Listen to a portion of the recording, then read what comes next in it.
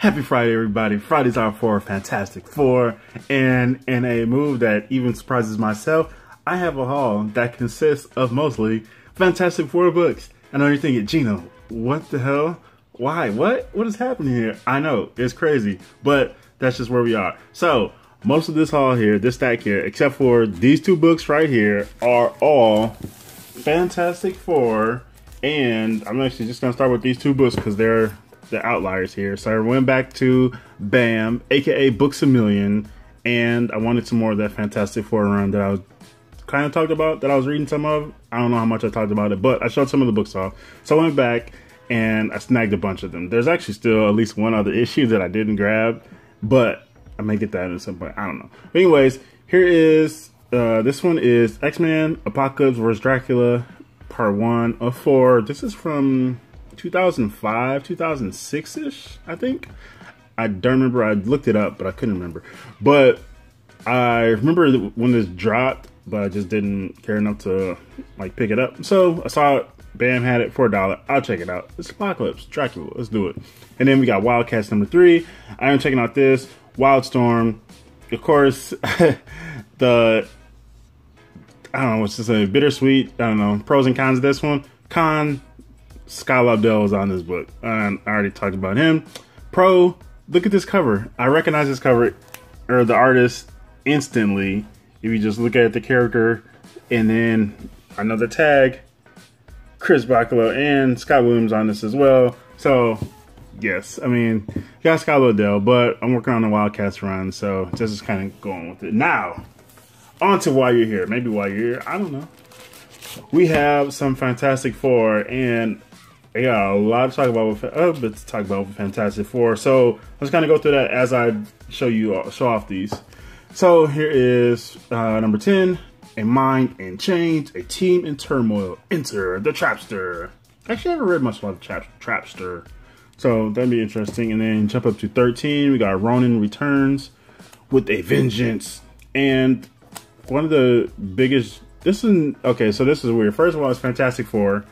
You already kind of know. I talk about Fantastic Four every so often. I don't have much Fantastic Four in my collection.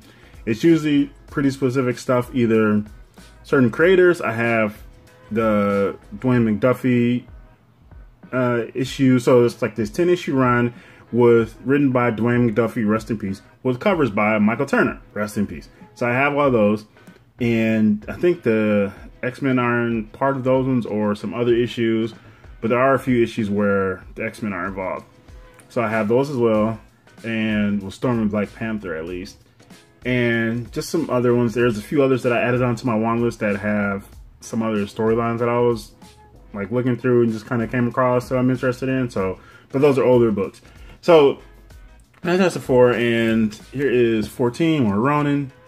And I was actually just kind of, I don't know, like I always respected where they, like their place in the wider Marvel universe, but I just didn't always care for them. But then I kind of started seeing more of them, especially with Civil War and maybe some other events, which I've talked about before. Events are a great place to kind of get more exposure for characters, creators, and just other stories. Here's number 15, Ambushed by the Golden Avenger. And most of these were, again, like $1 some change. There's 16, The Kree's Mightiest Heroes, The Avengers.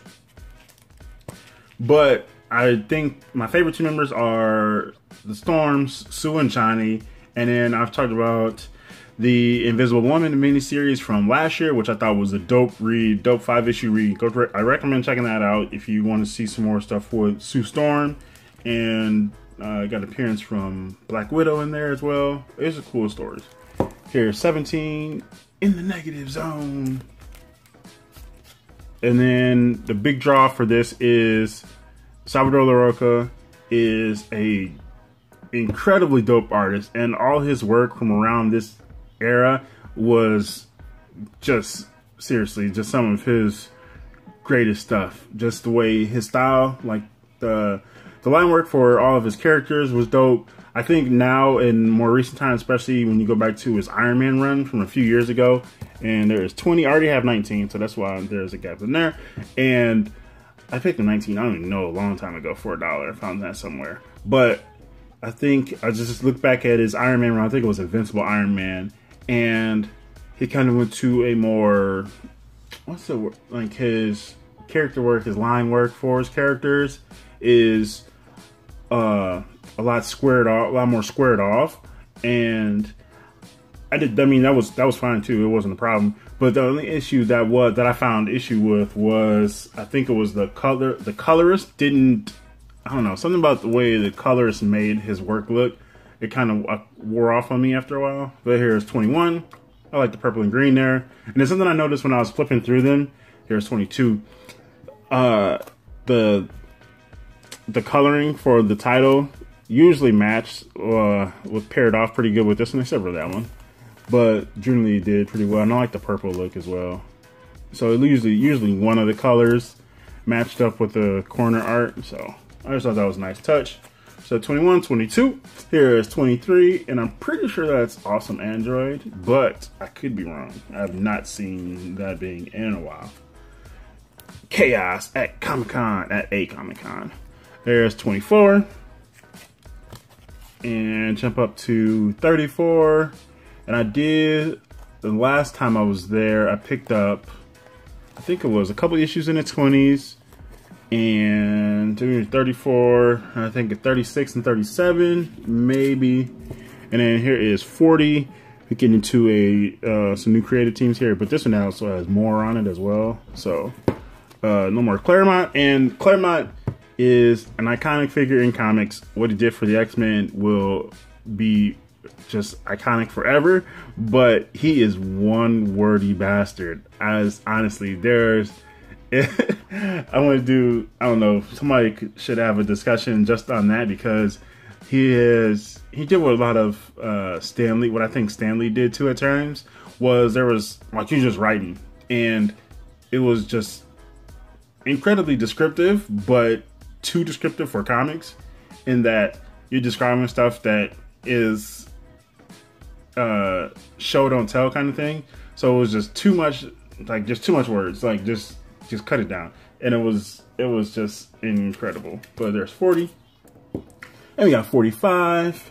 Being grim. I like the way Human Torch looks there. And jump up to 48, and we kind of see the, so 40, let's see. So it started in 98. So you go to 48, so that should be roughly 4 years. Could we be around? I don't know, unless they bumped up the publishing schedule. So that's what we should be. So then you're kind of seeing the title change, the logo change up there anyway.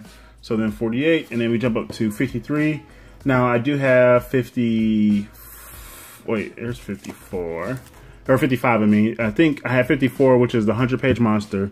And then from 51 through 54 is like this kind of connected image. So each member got a specific cover. So then Johnny and, oh my God, Mr. Fantastic, Reed got issues 51 and 52. And then here is 56. We got, Kessel, I think is it Carl Kessel? Or Kurt? I think it's Carl. And then Stuart Immonen, and then Scott Koblish on this. And then 57. 58. And this one, number 60. So we're definitely into a whole new era here. Mark Waid, and rest in peace, Mike Wingo. I like this cover. And also I thought this was fun because it's 9 cents, which is the most oddball modern like price. So usually I think I've seen, what is it, one of the Sex Criminals books was priced at like $3 or $4.69. Obviously sex joke. And then there's other issues that are like 25 cents. I know Uncanny X-Men 423, which was what, 2002, 2003 was 25 cents. It was kind of a jump on issue. So they usually price something. I have no idea what the logic was behind 9 cents. I don't know if somebody else knows why that was. Let me know, because I mean, that's such a just an odd number to price the issue at. But that was cool. So it's kind of interesting to see. So if you let me know in the comments below if you ever what other like just weird issue pricing you've ever seen besides like 9 cents, 25 cents, stuff like that. So just let me know in the comments below. And also, yeah, just let me know what you think of this haul here. Again, this is from the 1998 series. So is it volume 3? Because I think they did have a Heroes Reborn in 96, but I'm not sure exactly. That Heroes Reborn stuff, whew, is definitely a spot that nobody should really ever touch on again. But yeah, let me know what you think of the Fantastic Four, just who they are, what they represent for the Marvel Universe, and just some of your favorite stories. Who are your favorite characters, and just think about their rogues gallery. Also, what do you think about them when they had children? Because I don't care about Franklin and Valeria. Honestly, I think they could just not exist and the Marvel Universe would be better. I don't know. That's just me though. So yeah, again, just Fantastic Four. I just wanted to check this out. Got them cheap roughly for, I don't know, $1 or around $1, whatever. I just wanted to check it out. Cool stuff, especially Salvador Larroca's art there. So that is that. Some little Friday fun. Fridays are Fantastic Fridays for the Fantastic Four. What do they call it? World's Greatest Comic Magazine. Or what do they call them? Some kind of adventures. What do they call them? I forgot what it was. That old tagline that they used to use, but whatever. So yeah, just let me know what you think of that. And yeah, have a good weekend. Let me know what you picked up lately, what you've been reading. As always, drop in the comments below. Happy reading, happy hunting, happy collecting. This is GENOTHADRAGON. Thanks for watching, and peace out.